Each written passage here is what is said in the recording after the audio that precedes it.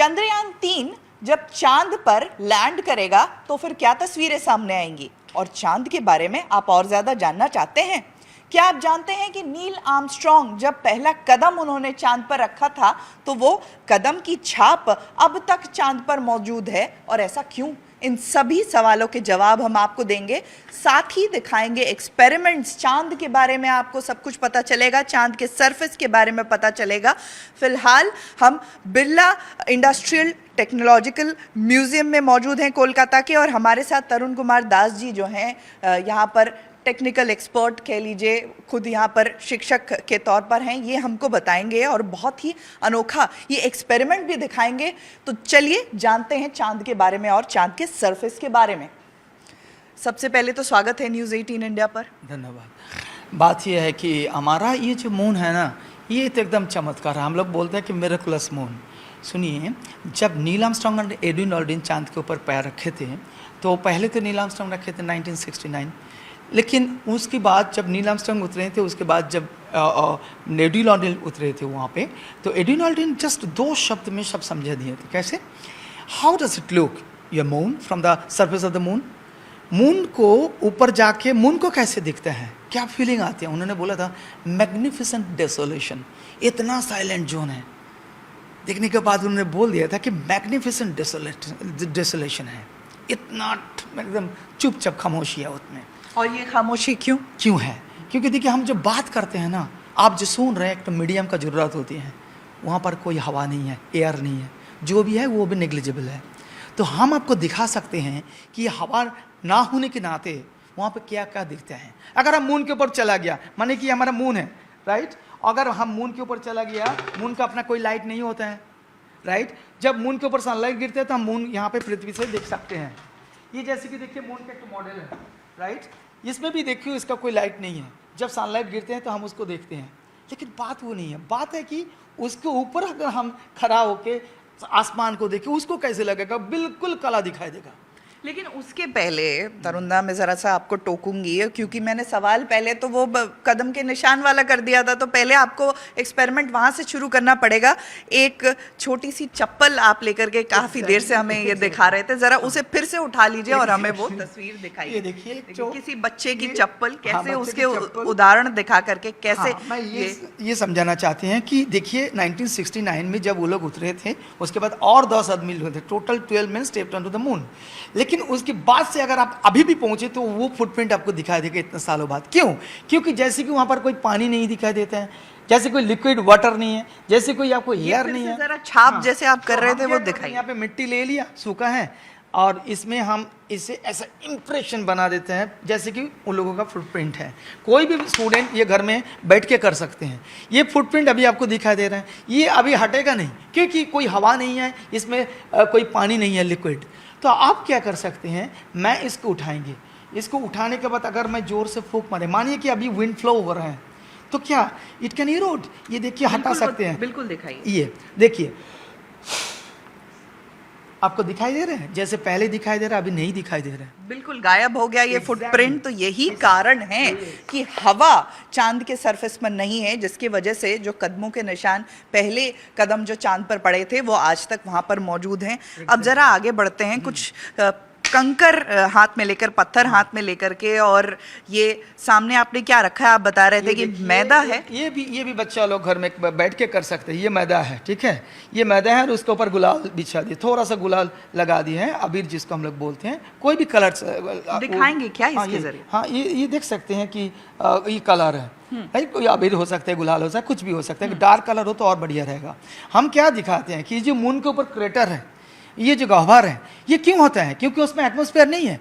कोई भी मिट्योर और मिट्योराइट, मिट्योराइट क्या होते हैं? जो छोटा होते हैं, जो हमारा एटमॉस्फेयर में, अर्थ के एटमॉस्फेयर में आके जल के राख हो जाता है, उसको मिट्योर बोलते हैं। लेकिन वही अगर चांद के ऊपर जाएगा तो वो मिट्योराइट हो जाएगा, क्योंकि चांद में छोटा हो या बड़ा हो सब पहुंचता है, क्योंकि उसमें एटमॉस्फेयर नहीं है, उसको कोई जलाता नहीं है। हमारा अर्थ में मिट्योराइट का फर्क होती है, लेकिन मून में ऐसे कोई फर्क नहीं हो सकता, क्योंकि उसमें एटमॉस्फेयर नहीं है। तो वो एक क्या करते हैं कि वो एटमॉस्फेयर के थ्रू हमारे यहाँ पे जाते हैं, वहाँ पर तो नहीं जाते हैं ना, तो वो क्या करते हैं, डायरेक्टली हिट करते हैं मून को सरफेस पे। अगर मानिए कि ये मेरा मिट्योर और मिट्योराइट है, वो जाके धक्का मारेगा। तो कैसे बनेगा हमारा क्रेटर, कैसे बनते हैं क्रेटर, जिसको हम लोग बोलते हैं इम्पैक्ट क्रेटर। तो कैसे इम्पैक्ट है इस मीटियोर और मीटियोराइट की, चलिए देखिए। पहले मैं ये छोटा वाला से करते हैं, राइट। तो हम क्या करते हैं, इसको हम धक्का मारते हैं। अगर मैं इसको धीरे से उठा लेंगे ना, तो आप देख सकते हैं ये क्रेटर मैं हाथ से उठाना नहीं चाहते हैं। Do you have any tweezer? अच्छा वेट अ मिनट प्लीज, एक मिनट। ठीक है, कोई बात नहीं, आप साथ साथ में ये हमको बताते रहिए। आप कोई अगर बात इसको उठा लेंगे ना कोई हाँ, तो ट्विज़र वहाँ पर से, एक गड्ढा एकदम बन गड्ढा जाएगा। दिखाई देगा, बिल्कुल जैसे मून को बढ़। देखिए जैसे बड़ा से मैं करता हूँ, ये तो चलिए बन गया, और मैं उठा भी सकता हूँ। देखिए हमारा मून को भी ऐसे ही क्रेटर मिलता है, बस दूरी से देखिएगा ना, बिल्कुल हमारा क्रेटर जैसा होते हैं। तो हम लोग घर में बैठ के ये जो मून का फीचर है, देखिए मैं इसको धीरे से उठा लिया, so you can see the crater. Crater ऐसे ही बनते हैं। और हम लोग घर में ये सब मैदा फायदा लेके हम प्रैक्टिकली एक्सपेरिमेंटली बच्चों को समझा सकते हैं कि देखो भाई ऐसा हमारा क्रेटर बनते हैं। ये कारण है कि चांद की सतह जो है ना वो एक बराबर इसलिए नहीं है क्योंकि मीटियोरॉइड जो हैं वो कई बार टकराए हैं, और चांद की सतह से जब टकराते हैं तो ऐसा अनइवन सरफेस हो जाता है। और ये एक्सपेरिमेंट के ज़रिए जैसा कि हमने दिखाया, अब ज़रा बात हम आगे की करें। आगे जैसे कि देखिए हम लोग आपको बोल सकते हैं कि बच्चों को प्रूफ भी कर सकते हैं कि देखिए ये जो हमारे यहाँ पे हम लोग आग लगा सकते हैं क्योंकि एयर में ऑक्सीजन है। क्या आपको ये एक्सपेरिमेंट पता है कि आप घर में बैठ के कर सकते हैं? हमारा घर में जब खाना बनते हैं तो वो खाना बनने से क्या करते हैं, हम गैस बर्नर से, गैस सिलेंडर से गैस आती है बर्नर में, वहाँ पर हम लोग आग लगाते हैं तो आग जलता है। Can you celebrate your birthday on the surface of the moon light in the candle on cake? हम क्या चांद के ऊपर जाके एक केक लेके कैंडल जला के क्या हम बर्थडे सेलिब्रेट करते हैं? हम मजाक से समझाते हैं, लेकिन बात बढ़िया है। बात कैसा है, बात समझाएंगे, हम समझाएंगे ऐसे। मानिए कि यही हमारा कुकिंग गैस है इस सिलेंडर में, और ये एक तो पाइप बैलून है। मैं ऐसे उसको तो ये मान लीजिए कि सिलेंडर है एलपीजी जिस पर हम खाना बनाते हैं, और ये उसकी पाइप है, उसकी पाइप है मानिए। और मानिए कि मैं इससे थोड़ा सा ये गैस को कलेक्ट कर लेता हूँ।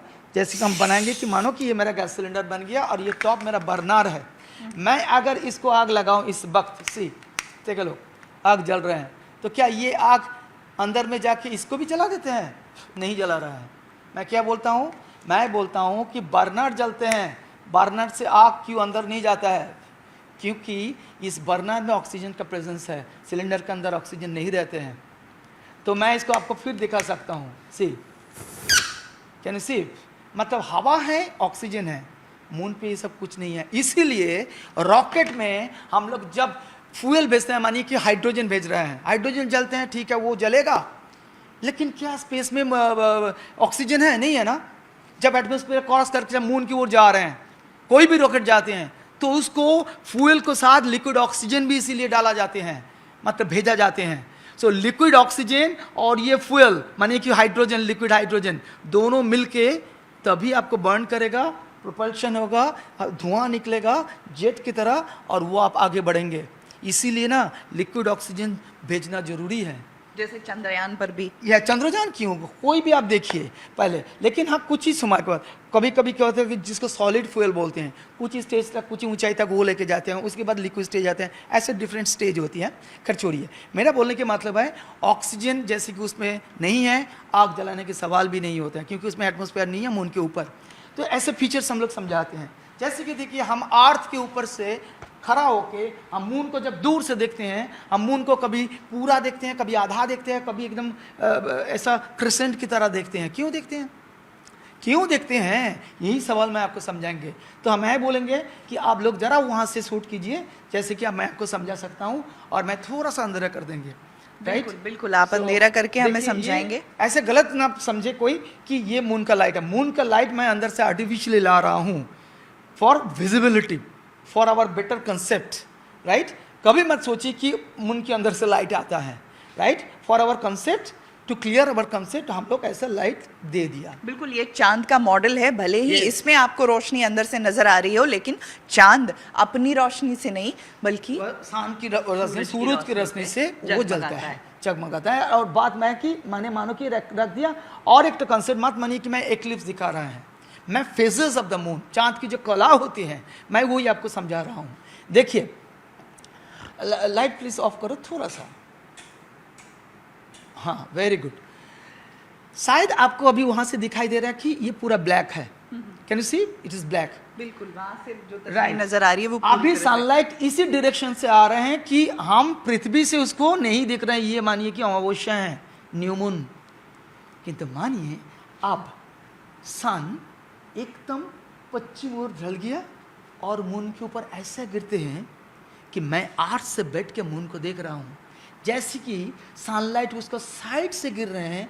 आप भी यहाँ देखो कि अगर ये इसको वेस्ट है, can you see the face, एकदम एक कला जैसे टकीला जैसा आपको दिखाई दे रहा है। अगर धीरे धीरे पोजीशन चेंज हो जाए हमारी सन की, मून की, अर्थ की, तो धीरे धीरे हमारा फेस को भी ऐसा चेंज होता है। पहले क्रिसेंट, उसके बाद हाफ, उसके बाद ऐसे करते करते करते करते थर्ड क्वार्टर, पूर्णिमा का दिवस, चांद। पूर्णिमा और फुल मून आ गया। अगर ये पश्चिम से शुरू हुआ ना, तो जब न्यू मून की तरफ जाएंगे, अमावस्या की तरफ जाएंगे, आप देखिएगा रात बढ़ते जाएगा एकदम टूवर्ड्स मॉर्निंग, वो पूर्व ओर के आप फेजेस है, क्योंकि उसी समय सूरज पश्चिम से जैसे कि अर्थ घूम रहे हैं पूर्व ओर चला गया।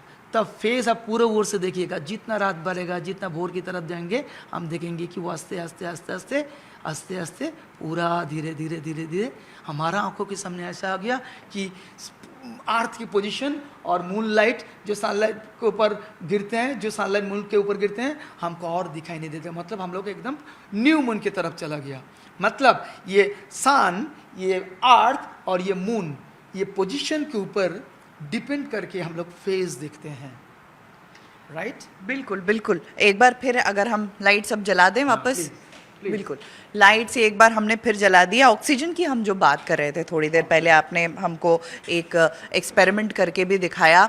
चंद्रयान की बात करें तो लोगों के समझने के लिए साधारण भाषा में लिक्विड ऑक्सीजन लेकर जाना पड़ता है, प्रोपल्शन उसके ज़रिए ही होता है। एग्जैक्टली कोई भी प्रोपल्शन, मतलब कि देखिए जहाँ पे हमको फ्यूल का कंबशन होना चाहिए, फ्यूल का कंबशन मतलब ऑक्सीजन चाहिए, और ऑक्सीजन हम लोग कहाँ से भेजते हैं? अर्थ से, पृथ्वी से ही भेजते हैं as liquid oxygen. Liquid oxygen और कोई भी फ्यूल आप डालो, जैसे कि मानिए कि हाइड्रोजन, तो दोनों जो ना आएगा तभी आपको कंबशन होते हैं। ये बात सही है।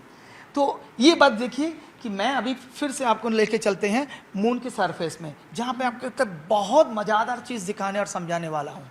वो है कि हमारा अर्थ का एक ब्यूटीफुल एटमॉस्फेयर है। ये जो वायुमंडल है, ये वायुमंडल हमको बहुत मदद करते हैं, बहुत कुछ से हमको बचा देते हैं। हम लोगों को ब्यूटीफुल स्काई दिखाई देता है, ब्लू स्काई हम देखते हैं अगर आकाश आसमान क्लियर है तो। क्यों? अगर हम मून के ऊपर पहुंच गया, क्या हमको वो सब दिखाई देगा? नहीं। सवाल ये बार बार उठता है कि चांद पर दाग है, दाग क्यों है? नहीं, दाग जो है हम दिखते हैं वो क्रेटर की बात कर है। रहे हैं। और चांद के ऊपर अगर पहुंच गया तो आपको दिन में भी आपको तारा दिखाई देगा, रात में भी आपको तारा दिखाई देगा। क्यों? क्योंकि उसमें हवा नहीं है। तो मैं कैसे समझाऊं कि ये हमारे एटमॉस्फेयर के हवा में जो वायुमंडल है उसके ऊपर सनलाइट गिरते हैं, वहाँ पे स्कैटरिंग होते हैं, रिफ्लेक्शन होते हैं, विच्छुरन होते हैं, प्रतिफलन होते हैं, इसीलिए हमको एटमॉस्फेयर मिलते हैं। लेकिन कैसे समझाऊं मैं बच्चों को कि देखो ये मून में ये सब नहीं दिखाएगा, क्योंकि उसमें एटमॉस्फेयर नहीं है, उसमें अगर कोई हवा नहीं है, सनलाइट कैसे उसमें रिफ्लेक्ट करेगा, कैसे स्कैटरिंग होगा। तो मैं क्या करता हूँ, मानिए कि मैंने ऐसे अरेंजमेंट किया, यहाँ पर एक तो लाइट है, LED लाइट वाइट वाला जो बैटरी से जलता है। मैं ये ब्लैक बॉक्स बनाया, और क्या करते हैं हम लोग, ये ब्लैक बॉक्स बनाया और ये लाइट जलते हुए मैं इसको अंदर में डाल देते हैं।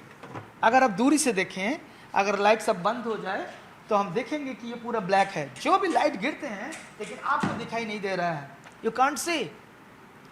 तो मैं कैसे समझाऊं कि जब इसमें हवा आ जाएगा, जब एटमॉस्फेयर बनेगा, कैसे बना रहा हूं? देखिए लिक्विड नाइट्रोजन है -196 डिग्री सेल्सियस, और मैं इस लिक्विड नाइट्रोजन से आर्टिफिशियल को धुआं बना रहा हूँ।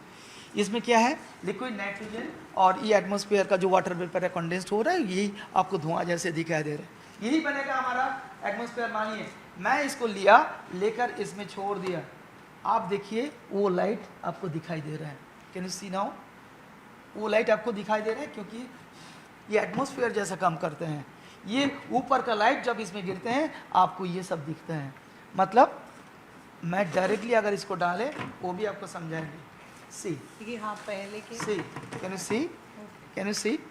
मतलब कि ये अभी एटमॉस्फेयर जैसे काम करते हैं, इसलिए वाइट जैसा लग रहा है। ऊपर का लाइट जलता है, ये पहले क्यों नहीं देखा रहा क्लियरली? क्योंकि उसमें एटमॉस्फेयर नहीं था, मतलब यहाँ पर धुआं नहीं था। अब ये धुआं बना दिया तो इसका मतलब क्या हुआ कि ये रिफ्लेक्शन हो रहा है, इसी लाइट का रिफ्लेक्शन, जैसे सनलाइट का रिफ्लेक्शन हमारा एटमॉस्फेयर में होता है पृथ्वी की।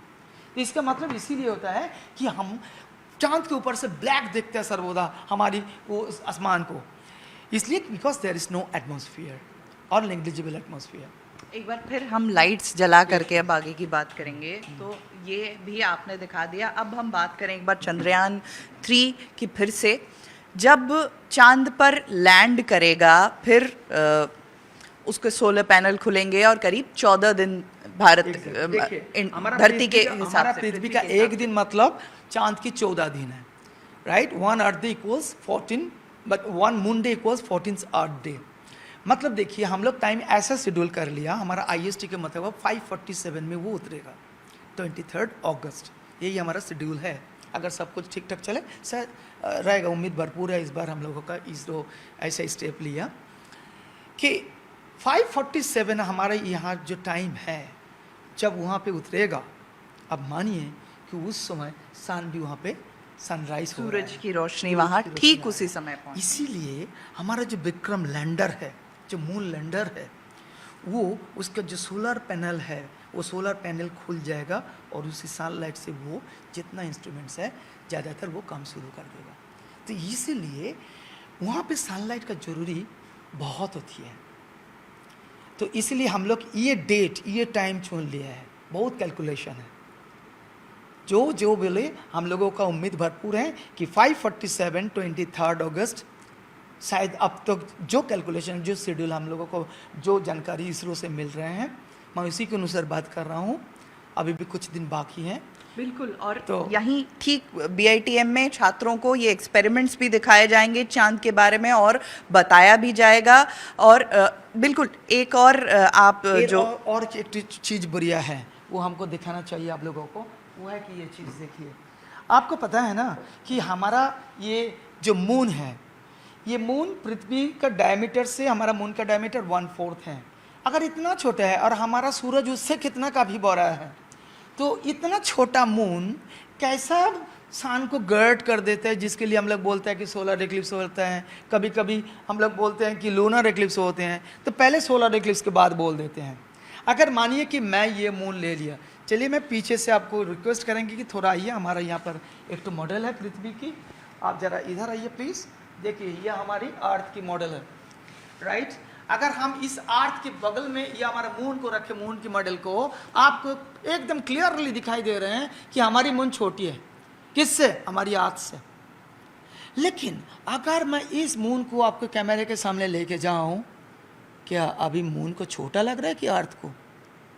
आप तो बिल्कुल अब ऐसे एडजस्ट की निगाहों से देखें तो चांद बड़ा होगा। यस, इसका मतलब बात वही होते हैं मैडम कि सन इतना दूरी में है और मून उसके सामने से ऐसा डिस्टेंस में जाते हैं ना कि पूरा, अगर वो टोटल सोलर एक्लिप्स है तो पूरा सन को गर्ड कर देते हैं। ये कैसा होता है मैं आपको समझाएंगे।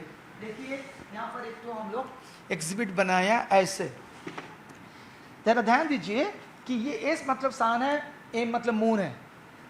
मून सन से करीबन 400 गुना छोटा है, मतलब ऐसा नहीं कंपेयर टू अर्थ। ग्रहण भले लगा देता हो लेकिन यस, हमारा सन और मून का देखिए 400 टाइम्स बिगर। कौन? मून से सूरज। हमारा चंद्र से सूरज 400 गुना बड़ा है।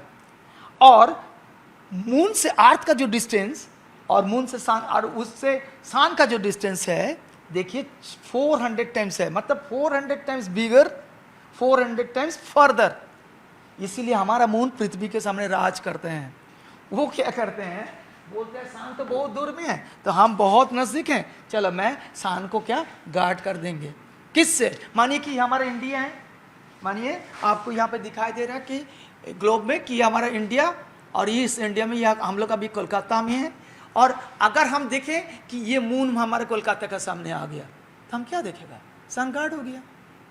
बिल्कुल हम लोग कंसेप्ट ऐसा स्टूडेंट को भी दे सकते हैं, चलो भाई सन अगर इस तरफ है, बीच में है कौन? अर्थ। अगर ये मून अभी पीछे चला गया तब कौन किसको गार्ड कर रहे हैं? अर्थ मून को गार्ड कर रहा है। ये जो गार्ड कर रहा है वही ग्रहण है, वही एक्लिप्स है। अभी बन गया आपको वो लूनर एक्लिप्स। ऐसा different types of solar Eclipse होते हैं, एनुलर होते हैं, बॉलाग्रोहन जिसको बोलते हैं, पार्शियल होते हैं, आंशिक होते हैं, पूर्ण होती हैं, full Eclipse, total solar Eclipse होते हैं। ऐसे हमारा मून को भी हम लोग ऐसा इक्लिप्स देखते हैं, कभी कभी पूरा होता है, कभी कभी आधा होता है ऐसा। सो ये अर्थ, ये मून और सन का पोजीशन के ऊपर डिपेंड करके हमारे ये इक्लिप्स होते हैं। और डिस्टेंस एक बहुत बहुत बहुत इंपॉर्टेंट फैक्ट है, यहाँ पे फैक्टर है। बिल्कुल, बहुत बहुत धन्यवाद। तो ये जानकारी फिलहाल जो मौजूद है, अब उम्मीद यह है कि चंद्रयान 3 जब वहाँ पर विक्रम लैंडर उसका पहुँचेगा और वो इससे भी ज़्यादा जानकारी चांद के सरफेस के बारे में हम तक पहुँचाएगा।